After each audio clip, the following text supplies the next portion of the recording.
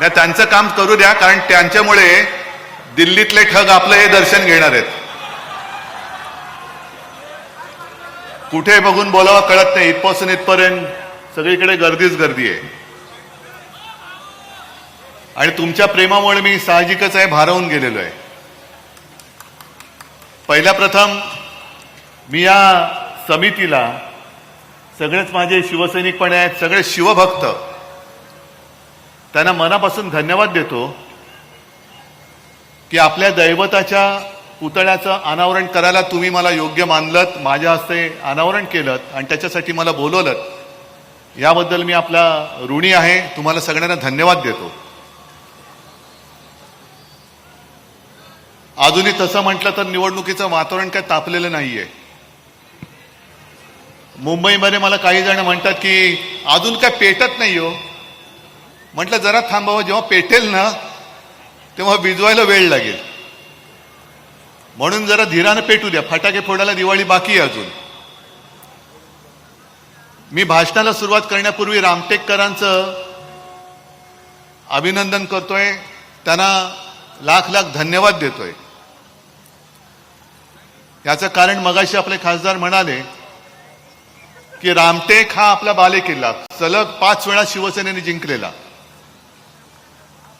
पण एकदा महाविकास आघाडी म्हटलं की त्याच्यामध्ये कद्रूपणा नाही करायचा. सुनील तर माझे जुने सहकारी आहेत.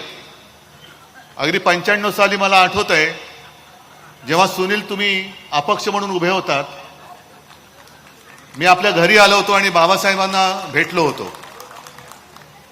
आणि मुद्दामून आठवण सांगतो, माझ्याबरोबर मनोहर जोशी होते, सुधीर जोशी होते. मी घरी गेलो, आम्ही सगळे घरी गेलो. बाबासाहेब होते, त्यांना भेटलो, नमस्कार वगैरे केला, चहा पान झालं. मग बाबासाहेबांनी विचारलं की काय काम काय तुमचं. आता काय सांगणार. मी त्यांना सांगितलं की बाबासाहेब असं आहे की आमचं युतीचं सरकार नक्की येते, पण कदाचित थोडं इकडे तिकडे 19-20 झालं तर आम्हाला काही अपक्षांचा पाठिंबा लागेल आणि आम्हाला खात्री आहे की सुनील निवडून येत आहेत. तर मग नाही, जर का कुठे काही कमी पडलं तर मला सुनील तुमचा पाहिजे. बाबासाहेब म्हणाले ठीक आहे, बघू आपण. निकाल लागले आणि आज सुद्धा मला आठवत आहे की पहिला फोन जर कोणाचा आला असेल तो बाबासाहेबांचा आला की उद्धवजी सरकार येतंय, आम्ही तुमच्या सोबत आहोत. मग त्याच्यानंतर सरकार स्थापन झालं, शपथविधी झाला, सुनील तुम्हाला मंत्री केलं आणि शपथविधीच्या वेळेला बाबासाहेब भेटले, पुन्हा तिकडे नमस्कार चमत्कार झाले. आणि दुपारी घरी असताना मला फोन आला, बाबासाहेबांना परत भेटायचंय. म्हटलं आता काय भेटायचं, ठीक आहे, मोठा माणूस आहे. आले घरी, म्हटलं बाबासाहेब काय. ते म्हणाले तुम्हाला आठवत आहे की तुम्ही माझ्या घरी आला होतात. म्हटलं हो, आणि तुम्ही मला म्हणाला होतात की आमचं सरकार येतंय, पण कुठे काही कमी राहिलं तर मला तुमची गरज लागेल. तर मी म्हटलं होतं की हा पोरगा काय बोलतोय, याला इकडे प्राबल्य आहे आणि मोठे झेंडे त्यांचं कसं सरकार येणार. पण तुम्ही म्हणाला तसं झालं आणि हा मी सुनील माझा तुम्हाला दिला. आता तेव्हापासूनचा सुनील माझा सहकारी. मग रमेश बंग पण आले, सगळे सोबत आले. मग आणि ते सुद्धा एक आपण 4.5 वर्षाचं सरकार चालवलं. मग नंतर थोडीशी एक दुरावा झाला, काँग्रेस, शिवसेना, भाजपा. पण परत आता आपण एकत्र आलेलो आहोत आणि एकत्र आल्यानंतर अजून आम्हाला तसं कोणी ओळखलंच नाही. मी जे म्हटलं की एकदा एकत्र आल्यानंतर कद्रूपणा करायचा नाही, पाठीमागनं वार करायचा नाही. रामटेक मागितली, आम्ही रामटेक दिली. आणि मला अभिमान आहे, जे सगळे शिवसैनिक आहेत, शिवसेना प्रेमी आहेत, त्यांनी सुद्धा कद्रूपणा केला नाही. महाविकास आघाडीचा खासदार म्हणून तुम्ही निवडून दिलात, त्याच्याबद्दल तुम्हाला मी धन्यवाद देतोय. पण हा विजय सोपा नव्हता. मध्ये तर असं वाटलं होतं की ज्या वेळेला रश्मितांचा अर्ज जात प्रमाणपत्र होय ना अवैध ठरवलं, म्हटलं आता काय करायचं, उमेदवार कोण. सुनील म्हणाले साहेब काळजी करू नका, रश्मिताई नाही तर दादा आहे आपला, बर्वे दादा आहे, निवडून येणार. निवडून आले आणि काल आता निकाल आला की तो जो प्रमाणपत्र अवैध ठरवण्याचा निर्णय होता तो अयोग्य होता, तो निर्णयच अवैध होता. मग आता गुन्हेगार कोण? गुन्हेगार कोण? जे प्रमाणपत्र आम्ही घेतो, आमचे उमेदवार प्रमाणपत्र घेतात, ते काय किराणा मालाच्या दुकानातून घेतात कि चणेवाल्याकडनं घेतात? की चण्याचे पुडी बांधताना गेल्यानंतर अरे भैया कुछ कागज है क्या तुम्हारे पास, हमको ना एक ऐसा सर्टिफिकेट चाहिए, असं काय रस्त्यावरून घेतो की काय आम्ही? माझं तर मत आहे, ज्यांनी हा अवैध ठरवला त्या लोकांवरती आता गुन्हा दाखल करून त्यांना सुद्धा तुरुंगात टाकलं पाहिजे. तर मी म्हणेन या देशात लोकशाही आहे. काय थट्टा चालवले? जनतेचा अनादर म्हणजे किती करायचा? आणि एवढ्या पुरतं थांबलं नाही. ही लोकसभेची निवडणूक होती. काल तुम्हाला सगळ्यांना माहिती आहे, शिवरायाच्या आशीर्वादाने मुंबई युनिव्हर्सिटीच्या सिनेटच्या 10च्या 10 जागा आपल्या युवा सेनेने जिंकल्या. 10च्या 10 सगळे पदवीधर आणि सुशिक्षित मतदार. त्याच्यामध्ये सुद्धा आडकाठी घातली होती. 2 वर्ष निवडणूक हे पुढे ढकलत होते. 2 वर्ष सिनेटची निवडणूक. आता आपण विजयोत्सव साजरा केल्यानंतर काही जे म्हणतात जणू काही ही निवडणूक देशाचा पंतप्रधान ठरवणारी होती. होय, होतीच. कारण ज्यांनी मतदान केलं ते सुशिक्षित, समजदार, या देशाचे लोकशाही मानणारे नागरिक आहेत. आणि संजय राऊत, तुम्ही जे काल सांगितलं की त्या निवडणुकीमध्ये सिनेटच्या ईव्हीएम नव्हतं म्हणून सगळ्याच्या सगळे यांचं काय अभाविप विपक आहेत ना, सगळ्यांची डिपॉझिट जप्त झाली असती, एवढी कमी मतं त्यांना पडली. म्हणजे सगळ्यांची, त्यांच्या आपल्या प्रतिस्पर्धी कोण? भाजपची जी युवा कार्यकारिणी ती अभाविप, त्यांच्या सगळ्यांची मतं जरी एकत्र केली तरी आपल्या एका उमेदवाराच्या बरोबरीने ते मतं येऊ शकत नाहीत. एवढी प्रचंड प्रचंड आणि प्रचंड आशीर्वाद मुंबईकरांनी, तो संपूर्ण जो कोकण पट्टा आहे, अगदी मुंबई पालघर पासून सिंधुदुर्गापर्यंत सगळ्यांना आपल्याला भरघोस यश दिलेलं आहे. पण निवडणूक रविवारी होणार होती. हे पेद्रे गेले कोर्टात. आपल्या त्या पेद्रे त्यांनी केली निवडणूक रद्द. मग आपण गेलो कोर्टात आणि कोर्टाने मारला हातोडा की चालणार नाही, निवडणूक घेतलीच पाहिजे. रविवारची निवडणूक बुधवारी झाली. म्हणजे सुट्टीच्या दिवशी घेणार होते, सुट्टीच्या दिवशी ती त्यांनी बुधवारी घेतली, तरी सुद्धा आपण जिंकलो. आणि हेच चित्र आज मला राज्यभर दिसते. मुद्दामून मी तर म्हणेन चॅनेलवाल्याने की याचं दृश्य टिपा, जरी अंधार असला तरी आता मशाल पेटलेली आहे. हा मशाल इथला अंधार जो आहे तो मशाल आता दूर करून काय काय कुठपर्यंत पोहोचलेलं ते दाखवा जरा जनतेला. आज छत्रपती शिवरायाच्या पुतळ्याचं अनावरण माझ्या हस्ते करण्याचं भाग्य मला लाभलं. मी पहिला प्रथम बघितलं पुतळा कसा आहे, दिमागदार आहे, खरंच दिमागदार आहे. म्हणजे पाहत राहावं असा पुतळा आहे.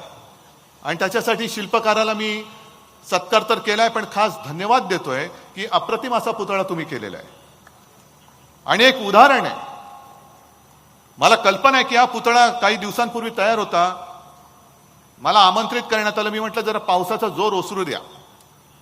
पावसाचा जोर ओसरला आणि आज मी आलेलो आहे. पण मधल्या काळामध्ये जे आपल्या मालवणच्या किनाऱ्यावरती घडलं, हे संपूर्ण सर्व महाराष्ट्राला नव्हे देशाला लाजिरवाणं असं कृत्य झालं. तिकडे दुर्घटना घडली. 1 वर्ष पण पूर्ण झालेलं नाही अजून. केवळ आणि केवळ लोकसभा जिंकायची, शिवसेनेच्या ताब्यातलं कोकण जिंकून घ्यायचं म्हणून पंतप्रधान तिकडे त्या किनाऱ्यावरती आले, नौदल दिन साजरा केला. ठीक आहे, आम्हाला अभिमान आहे. आमच्या देशाचा नौदलाचं सामर्थ्य तुम्ही जगाला दाखवण्यासाठी तुम्ही माझ्या शिवरायाच्या भूमीमध्ये आलात, आम्हाला अभिमान आहे.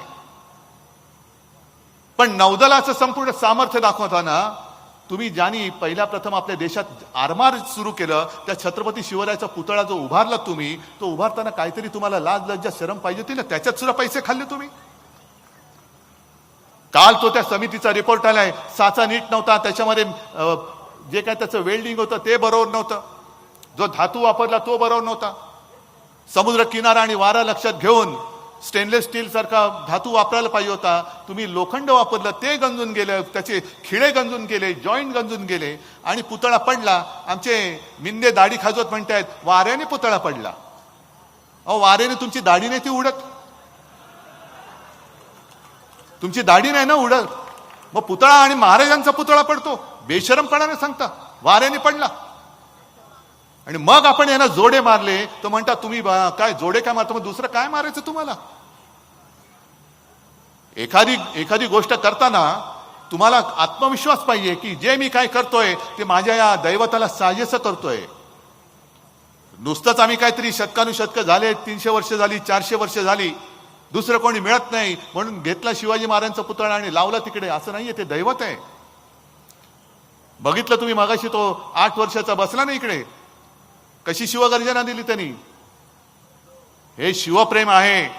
हे शिकवावं लागत नाही. महाराष्ट्रामध्ये जो जन्माला येतो तो शिवप्रेम आपल्या हृदयात आणि रक्तामध्ये धमन्यांमध्ये घेऊनच जन्माला येतो. म्हणून तर इतके वर्ष झाल्यानंतर सुद्धा छत्रपती शिवाजी महाराज की जय बोलल्यानंतर असं म्हणतात की एखादा मृत झालेला माणूस सुद्धा ताडकन उठून उभा राहील. एवढी ताकद आणि एवढं तेज या दैवताच्या त्या घोषणेमध्ये. हे सगळं दैवत आहे. आणि जे मध्ये येऊन गेले एक 8-10 दिवसापूर्वी, ज्याला मी बाजार बुणगा म्हटलं, नागपूरमध्ये येऊन गेले. कोण येऊन गेले?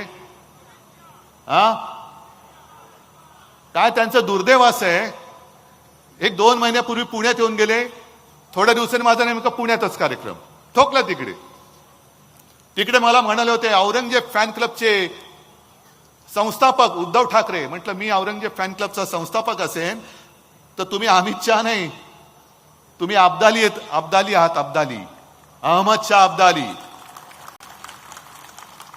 आणि 4 दिवसापूर्वी नागपुरात येऊन गेले. बंद दाराड. काय? उद्धव ठाकरेला संपवा, शरद पवारांना संपवा, त्यांचा पक्ष फोडा, कार्यकर्ते फोडा, बूथ लेवलवरचे कार्यकर्ते फोडा. अहो अमित शहाजी, हे बंद दाराडचे धंदे तुमचे सोडा.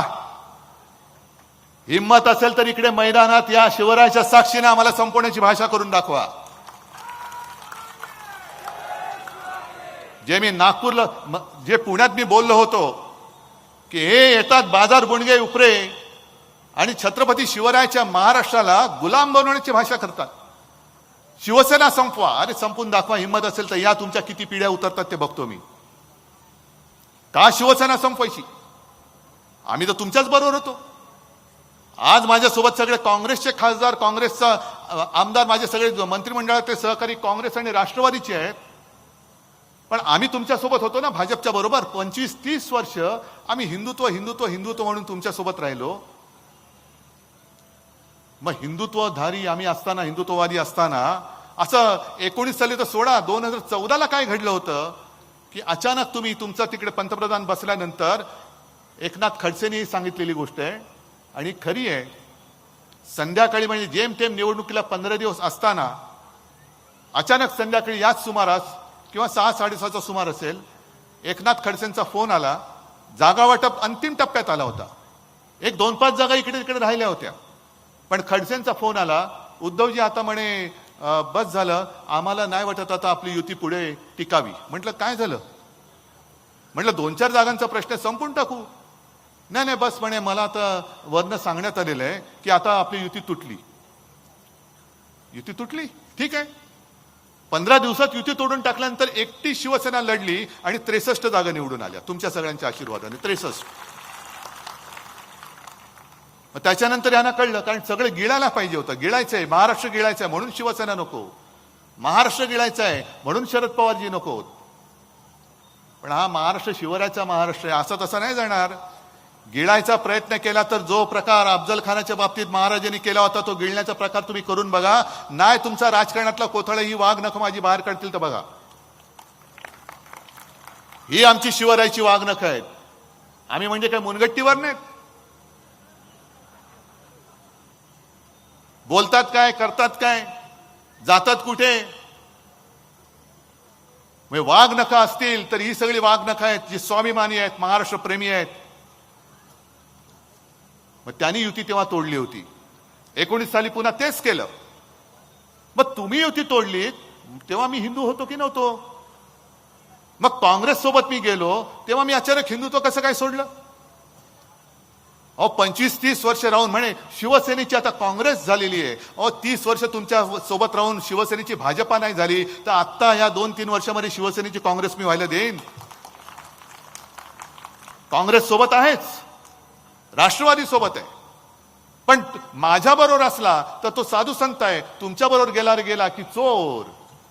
तुमच्याकडे असला तर तो चोर आहे, पण तो माझ्याकडे आला की साधू संत झाला. ही कुठली तुमचं हिंदुत्व कुठलं आहे? हे हिंदुत्व मला मान्य नाही. हे भाजपचं जे हिंदुत्व आहे ते हिंदुत्व नाही, हे थोतांड आहे. आणि हा भले जरी रामटेक मतदारसंघ असला तरी नागपूर आहे. नागपूर म्हणजे संघाचं मुख्यालय. या इकडनं या नागपूर मधनच मी संघाच्या मोहनजींना विचारू इच्छितो की मोहनजी, आम्ही तुम्हाला हवेत की नको भाग सोडा, पण ज्या पद्धतीने आज भाजपा त्यांचं हिंदुत्व म्हणून थैथयाट करताय ते हिंदुत्व तुम्हाला मान्य आहे का? सगळे जे आयात करतायत, भ्रष्टाचारी घेतायत, गुंड घेतायत, पुंड घेतायत, ही तुमची भाजपाची संकल्पना आहे? ही तुमची हिंदुत्वाची संकल्पना आहे? जर सांगून टाका मोकळं म्हणून. कारण काय झालेलं हा विदर्भ आहे. या विदर्भामध्ये संत्रा आणि कापूस, शेतकऱ्याची हालत विचारूच नका. एकतर संत्र्याला आता बांगलादेशाने आयात दर वाढवलेला आहे, आयात शुल्क. म्हणून इकडे संत्र्याचे कोण शेतकरी असतील त्यांना विचारतो, तुमची हालत कशी झाली आता? बेकार. बरोबर ना? कापूसवाले कोण आहेत का? तुमची हालत कशी आहे? आणि आता भाजपची हालत कशी झाली माहितीये का तुम्हाला? कारण संत्र्याला तो एक डिंक्या रोग येतो ना. कुठे पोखरतो? खोडाला. तसा भाजपला आता एक दाढीवाला डिंक्या रोग झालाय. तो त्याचं खोड पोखरतोय. आणि कापसावरती गुलाबी अळी पडते ना.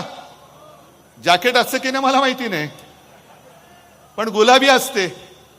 त्याच्यामुळे ह्या भाजपचं रोपटं जे संघाने पोसलं, जोपासलं, त्या भाजपच्या रोपट्याला आता वर्ण गुलाबी अळी आणि खोडकिडा, दाढीवाला खोडकिडा लागलाय. मोहनजी, हा भाजप तुम्हाला मान्य आहे का?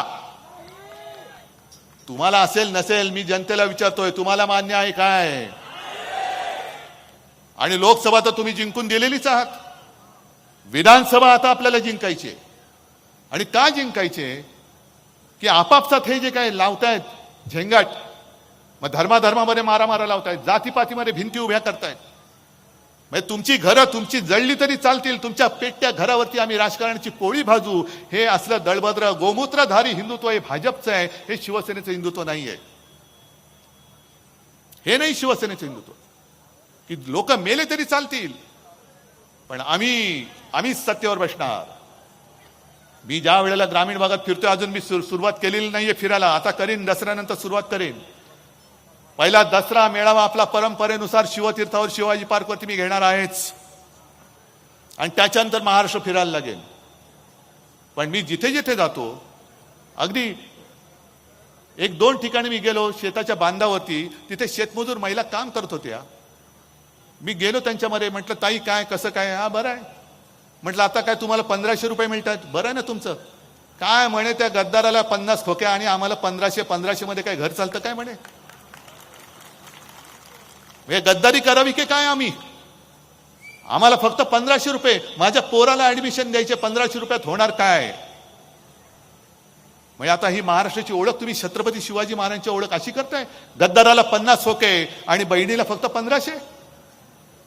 बरं, 2014 साली हेच जे नरेंद्रभाई मोरे आपले तिकडे बसले आहेत, आम्ही त्यांचा प्रचार करत होतो. आम्हाला वाटलं होतं आता काय अच्छे दिन आएंगे, प्रत्येकाच्या खात्यामध्ये 15-15 लाख रुपये येणार. 15 लाखाचे 1500 का केलेत? 15 लाख देणार होता, त्याचे 1500 का केले? पण ह्यांचा जो कामा आहे की तुम्हाला बिझी ठेवायचं, आपल्याला भांडत ठेवायचं. ईडी, इन्कम टॅक्स, सीबीआय मध्ये विरोधी पक्षाच्या लोकांना बेजार करून टाकायचं आणि जी मलई आहे ती मलई ह्यांच्या सगळ्या चेला चपाट्याने खायला द्यायची.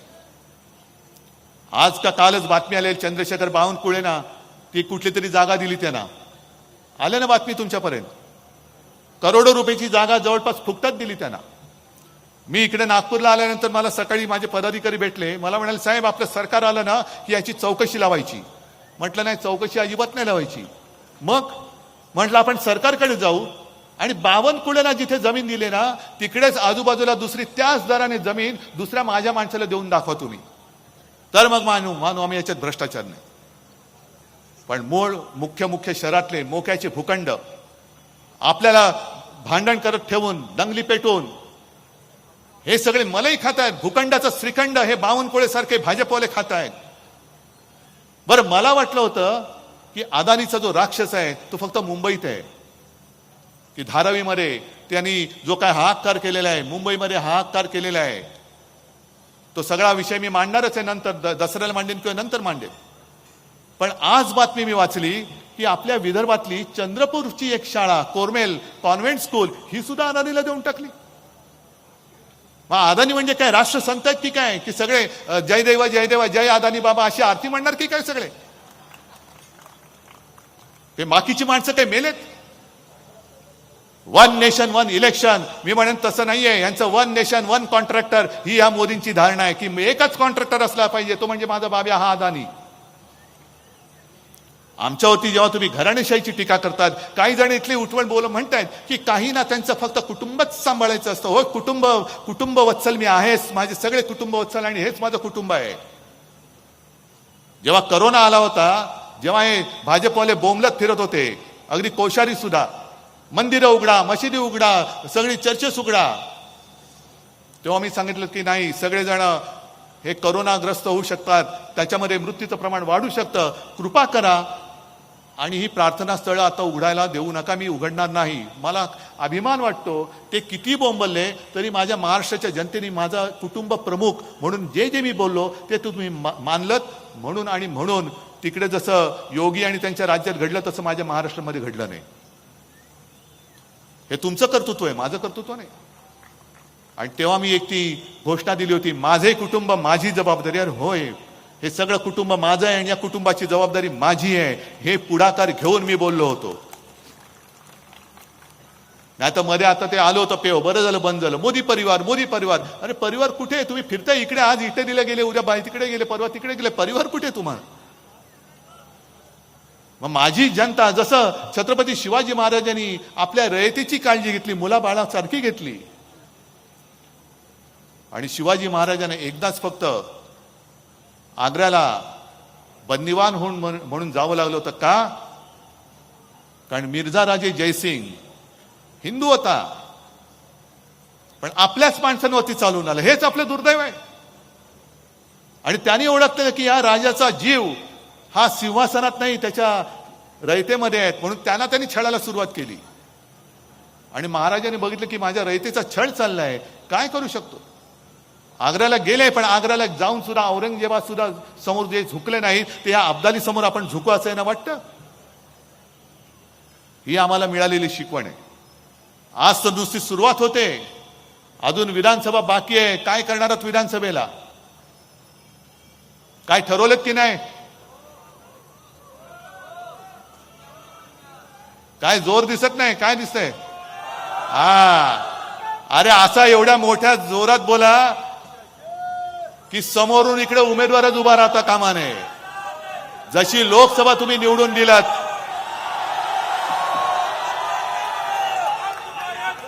अमित शहा पवार साहेबांना आणि मला संपवायला येतोय, संपवू देणार आहात?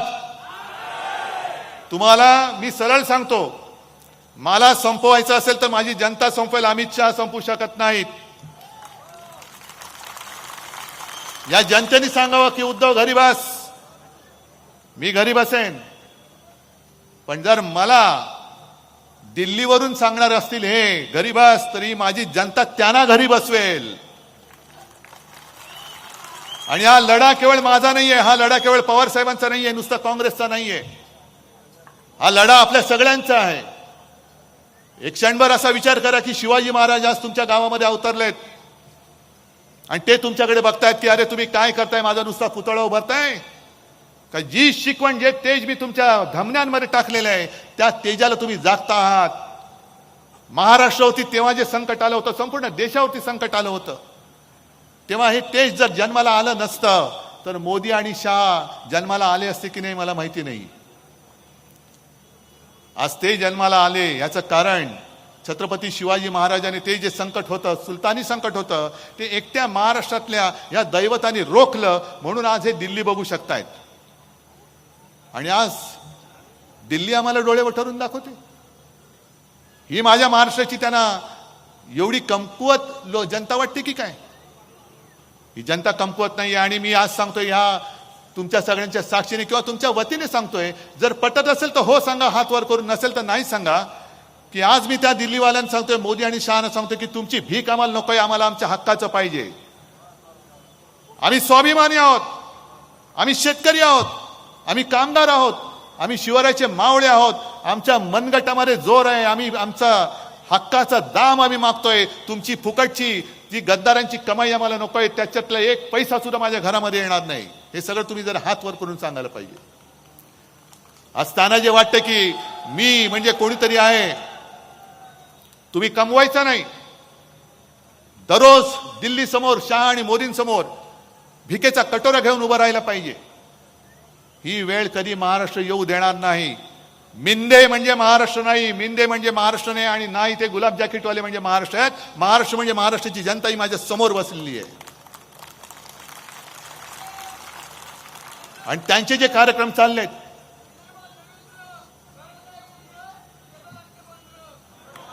जाऊ द्या. आज त्यांची जी सगळी मस्ती चाललेली आहे, एक एक योजनांचा पाऊस पाडताय. लाडकी बहीण द्या ना, पैसे तुमच्या खिशातले नाही देत, माझ्या जनतेच्या खिशातले पैसे तुम्ही माझ्या बहिणीला देताय. मी सुद्धा शेतकऱ्यांची कर्जमुक्ती केली ना, पोचली की नाही तुमच्यापर्यंत? पण एक तरी कार्यक्रम मी घेतला असा स्टेज टाकून की माझे पैसे तुम्हाला मी देतो आहे. कारण मी माझे पैसे नव्हते दिले, मी तुमच्या हक्काचं तुम्हाला दिलं होतं, तुमच्या हक्काचं दिलं होतं. हे सगळे दोन्ही मंत्री माझे सहकारी बसलेत. एक सुद्धा कार्यक्रम आम्ही केला नव्हता. कर्जमुक्ती मिळावे, कर्जमुक्ती मिळावे. सगळ्यांना गाड्या भरभरून आणतायत, पैसे देऊन आणतायत, जेवण देऊन आणतायत. अरे आज तर आमच्याकडे काहीच नाहीये. तरी बरं, सुनील केदार तुमच्याकडे पक्ष आहे, तुमची निशाणी आहे. मी आणि अनिल देशमुख बसले, आमचा पक्ष पण चोरलाय, आमची निशाणी पण चोरलेली आहे. माझ्याकडे तर देण्यासारखं काही नाहीये.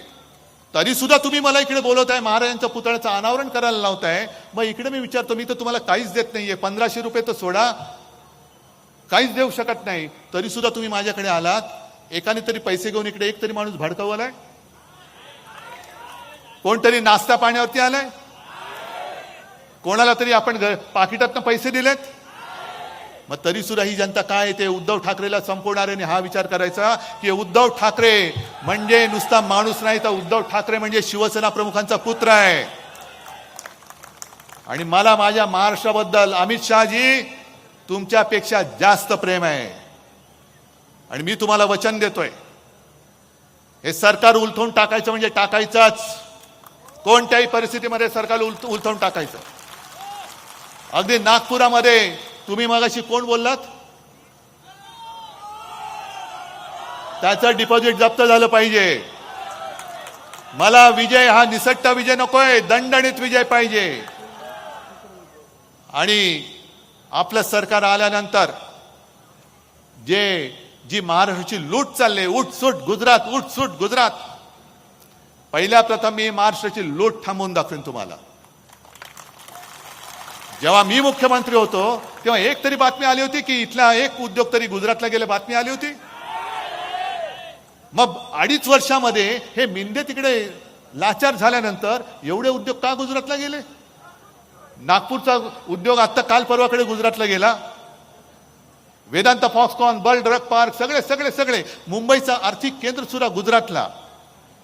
आणि म्हणून यांना शिवसेना संपवायची, कारण त्यांच्या या महाराष्ट्र लुटीच्या आड त्यांना रोखणारी शिवसेना आहे. पवार साहेब आहेत, काँग्रेसच्या सोबत आहेच. पण ही नुसती सत्तेची लढाई नाही, ही महाराष्ट्राची लूट थांबवण्यासाठीची लढाई आहे. जो जो स्वाभिमानी असेल, महाराष्ट्र प्रेमी असेल, तो महाविकास आघाडीच्या बाजूने उभा राहील. आणि जो कोणी उमेदवार, सुनील तुम्ही सांगितलंय, खासदार साहेब तुम्ही पण बोललात की रामटेकची जागा आम्ही सोडली, तुम्ही निवडून आणलीत. पण रामटेक मधल्या मला 6च्या 6 जागा, उमेदवार काँग्रेसचा असेल, उमेदवार शिवसेनेचा असेल, उमेदवार महाविकास आघाडीचा असेल, उमेदवार काँग्रेसचा, शिवसेना, राष्ट्रवादीचा कोणी जरी असला तरी मला 6च्या 6 विधानसभा जागा जिंकून देण्याचं तुम्ही वचन दिलं पाहिजे. जसं मी तुम्हाला वचन दिलंय तसं तुम्ही मला दिलं पाहिजे. आणि हे वचन देऊन जर आपण आपलं सरकार आणणार असो तर एकदा एकच घोषणा द्या जी छत्रपती शिवाजी महाराजांचा अभिमान असणारी गोष्ट आहे. छत्रपती शिवाजी महाराज की जय भवानी, जय हिंद, जय महाराष्ट्र. देश विदेशातील प्रत्येक घडामोडींचे लाईव्ह अपडेट मिळवण्यासाठी आता साम टीव्हीच्या सर्व सोशल मीडिया प्लॅटफॉर्मला लाईक, फॉलो आणि सबस्क्राईब करा. तसंच सर्व नोटिफिकेशनसाठी बेल आयकॉन प्रेस करायला विसरू नका.